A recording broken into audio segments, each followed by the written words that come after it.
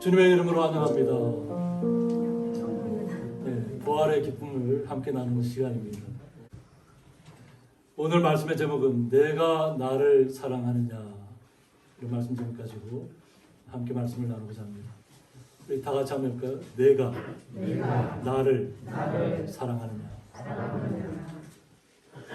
주님께서 부활하셨습니다. 주님께서 부활하셔서 제자들에게 찾아오는 시간입니다. 제자들은 그러나 부활하신 주님을 알면서도 또 뿔뿔이 다 흩어지는 시간을 갖습니다. 오늘 본문의 말씀은 주님께서 부활하신 다음에 세 번째 나타나는 시간입니다. 그것은 바로 갈릴리로 자신들의 고향인 갈릴리로 돌아가서 다시 고기를 잡는 제자들에게 오히려 예수님께서 나타나셨습니다.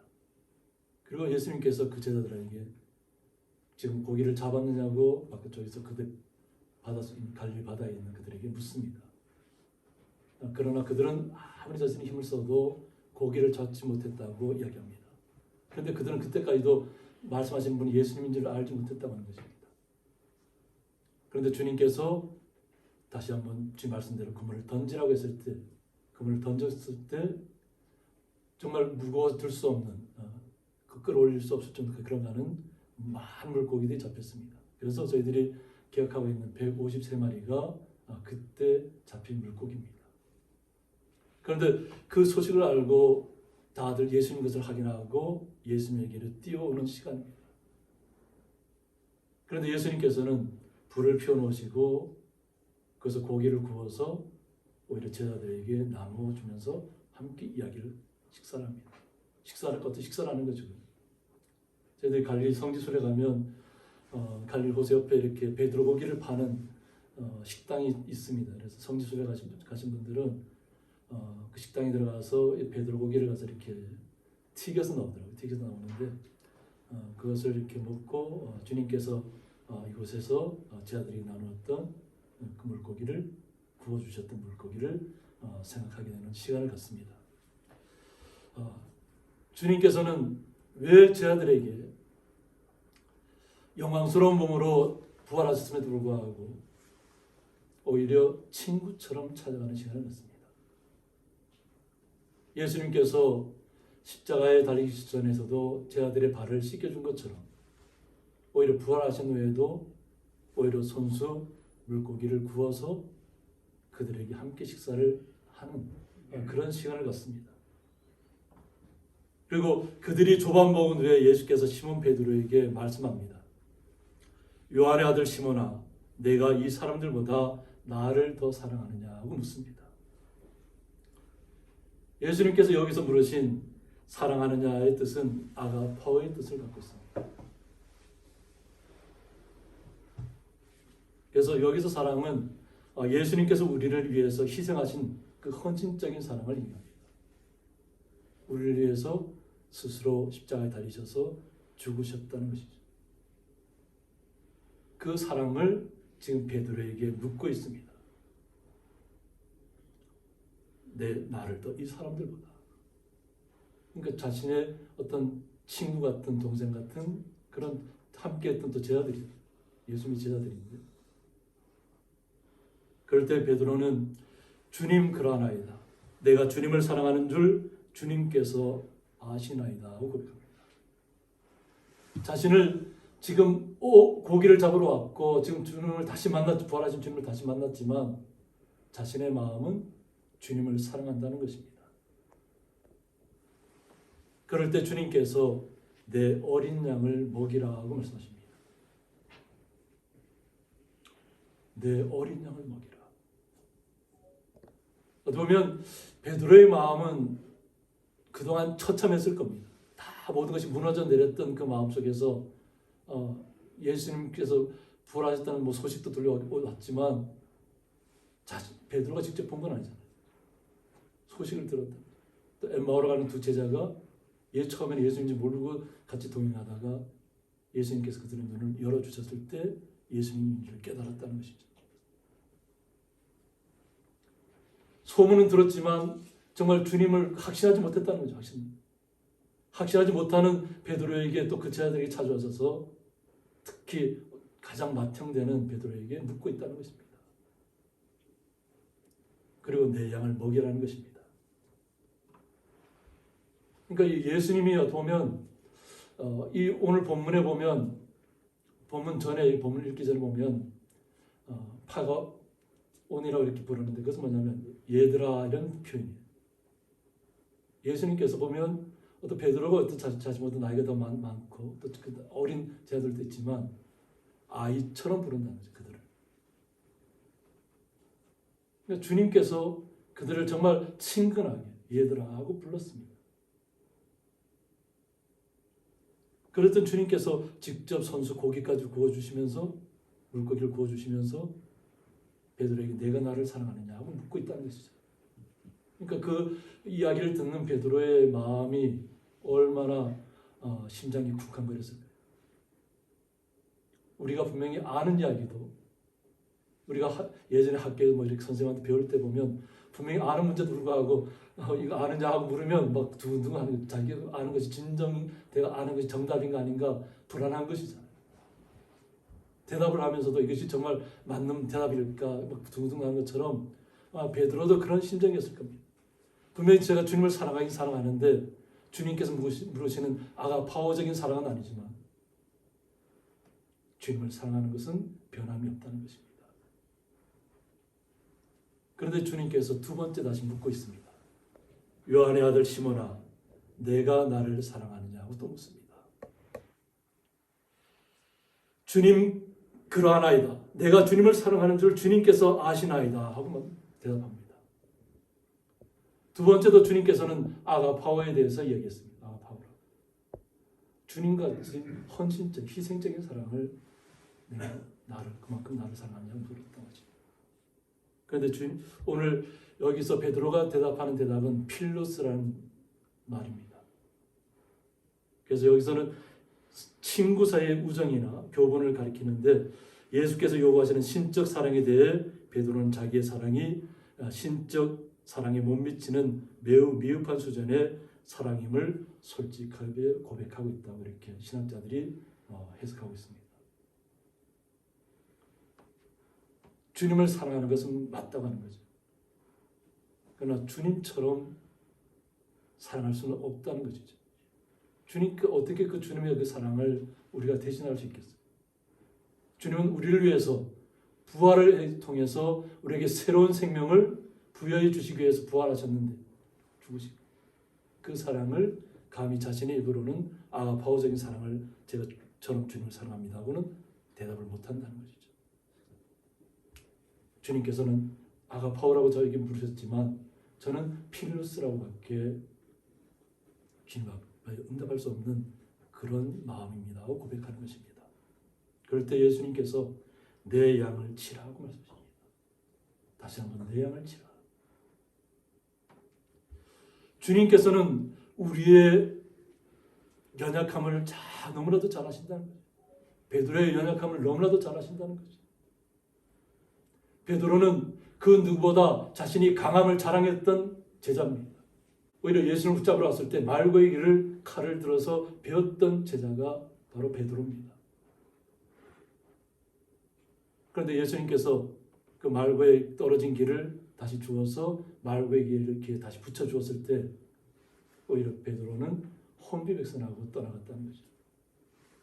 자신은 칼로 싸워보려고 했는데 예수께서는 자기가 칼로 베어버린 길을 다시 붙여주는 이적을 베풀었음에도 불구하고 그들의 마음은 이 땅에서 도저히 예수님과 함께 있다가는 자신들이 지금까지 꿈꿨던 영화는 다 사라지고 없겠다는 것을 알았다는 거죠. 그러니까 다 떠나가는 것이죠. 그것을 예수님께서 아시면서도 오늘 다시 한번 세 번째 묻고 있습니다. 어떻게 보면 이것을 신학자들이 해석하기를 어떻게 하느냐면 베드로가 예수님을 다굴기 전에 세 번이나 부인했던 것을 예수님께서도 다시 한번 베드로의 마음을 어떤 강하게 하는 그 시간이죠. 처음부터 질책으로 당한 것이 아니라 오히려 사랑의 마음으로 주님께서는 다 가셨다는 거죠. 여기에서 세 번째 예수님께서 묻는 사랑은 필로스의 사랑입니다. 어떤 인간적인 사랑이죠. 그 베드로의 마음을 아셨다고 하는 거죠. 내가 나를 사랑하느냐고 묻습니다. 그렇게 세 번째 물을 때에 주님 모든 것을 아시오매. 이제 베드로의 솔직한 고백이 나오는 것입니다. 주님께서는 모든 것을 아시는 분이라는 거죠. 주님께서 자신의 마음을 몰라서 묻는 것이 아니라는 것을 알았다는 거죠. 사람의 모든 마음을 깨닫는 분이 주님이시라는 것을 이제는 알았다는 거죠.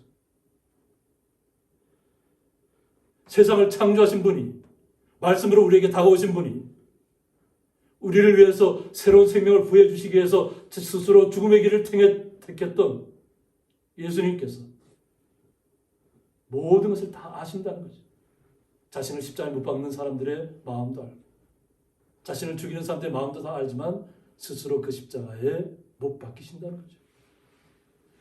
영원한 생명을 가진 주의 거룩한 백성들, 성도들을 주님께서 구원하시기 위해서 그 놀라우신 앞으로 펼쳐질 그 모든 주님이 꿈꾸시는 영원한 세계에 많은 거룩한 백성들이, 성도들이 와야 되기 때문에 자신이 이 길을 가야만 했다는 거죠.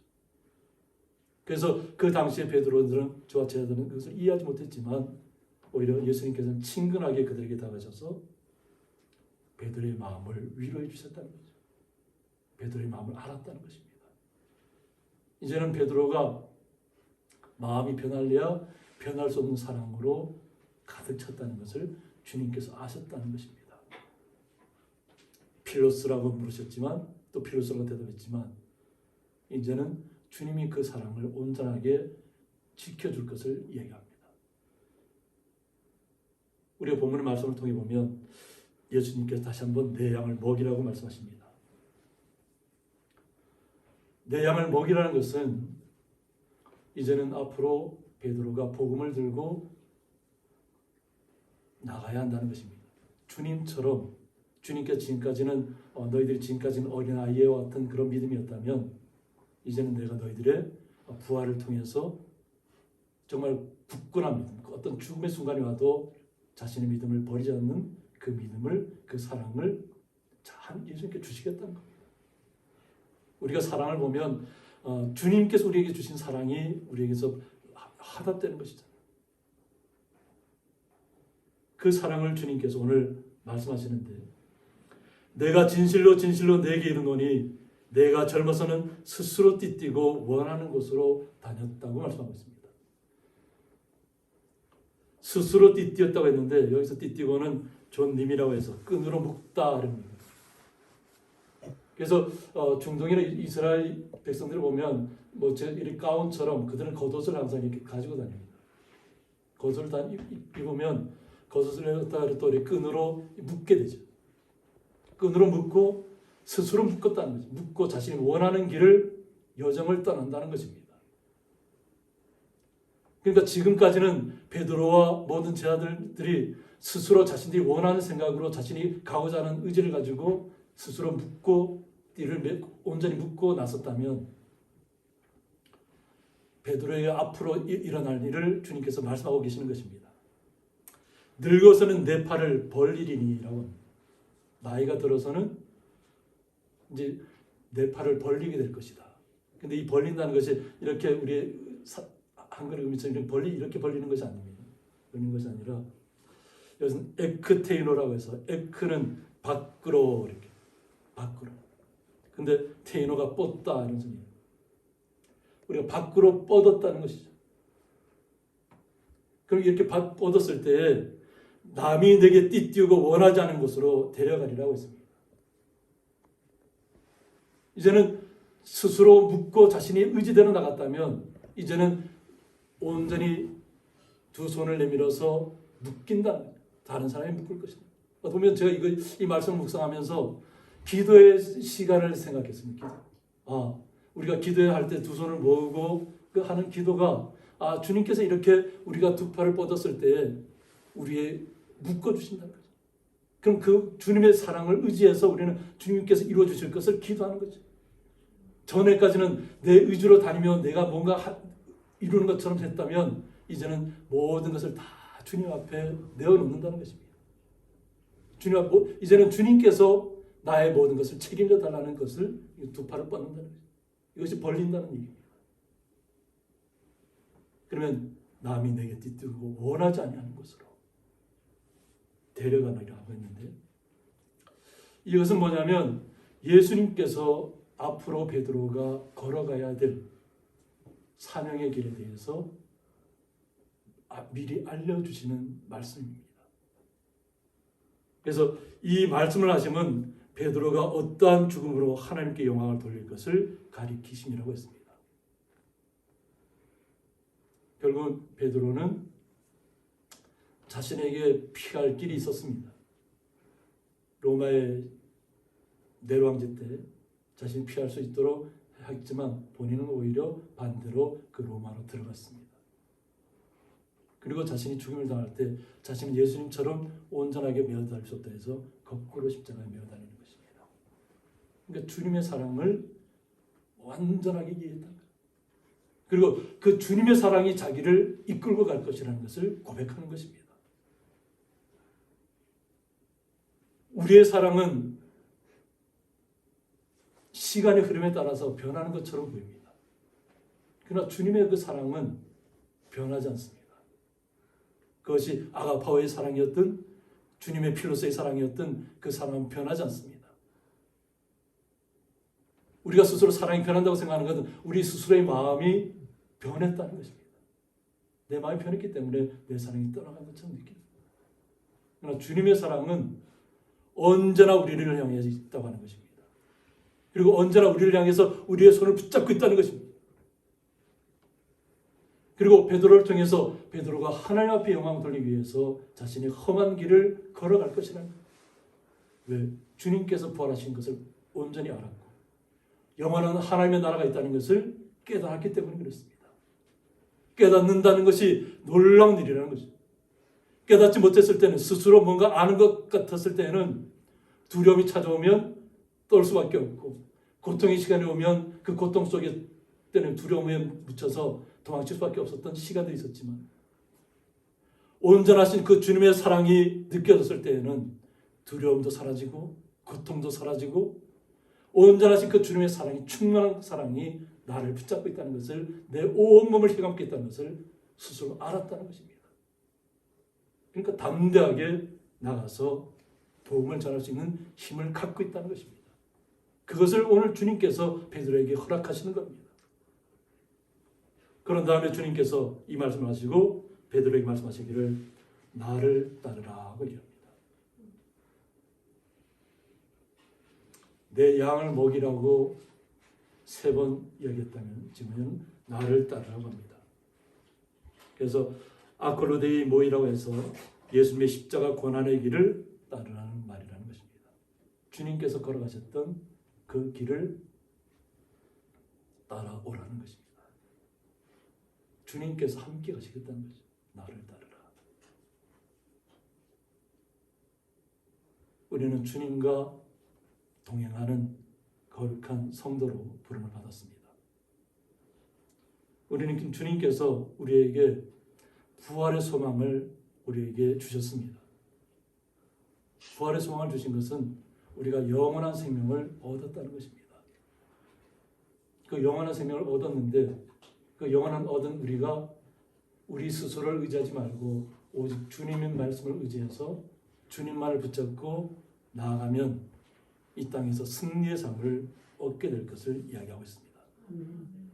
주님께서 우리에게 부활을 통해서 영광 받으셨듯이 우리 성도님들도 이 땅에서 주님과 함께 오늘 베드로가 걸어가는 그 길처럼 예수님께서 말씀하실 때 그 모든 베드로의 마음을 아시고 내 양을 먹이라고 말씀하신 것처럼, 또 베드로의 마음이 온전하게 주님의 사랑으로 가득 찬 것을 알게 되었을 때 나를 따르라고 말씀하신 것처럼 우리도 온전히 영원한 생명을 우리에게 허락하신 주님 앞에 주님께서 우리를 이끌고 가실 줄 믿고 날마다 주님의 손을 붙잡고 날마다 주님 앞에 나아가서 기도하며 간구하며 승리하는 삶을 사시기를 주님의 이름으로 축원드립니다.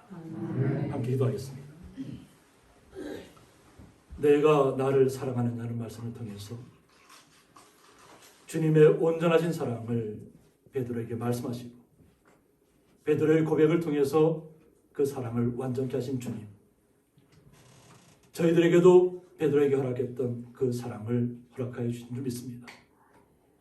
온전한 그 주님의 사랑을 저희들이 믿고 순종하며 이 땅에서 주님께서 주신 거룩한 백성으로서 거룩한 성도로서 이 땅을 걸어갈 때 오직 주님의 사랑이 우리의 삶을 이끌고 갈 수 있도록, 주님께서 날마다 이끌고 가실 수 있도록 우리의 손을 주님 앞에 내어 밀고 간절히 구하는 거룩한 자리에 서게 하여 주옵소서. 그 주님의 놀라우신 사랑에 감사하며 예수님의 이름으로 기도드리옵나이다. 아멘. 할렐루야. 예수 다시 사셨네.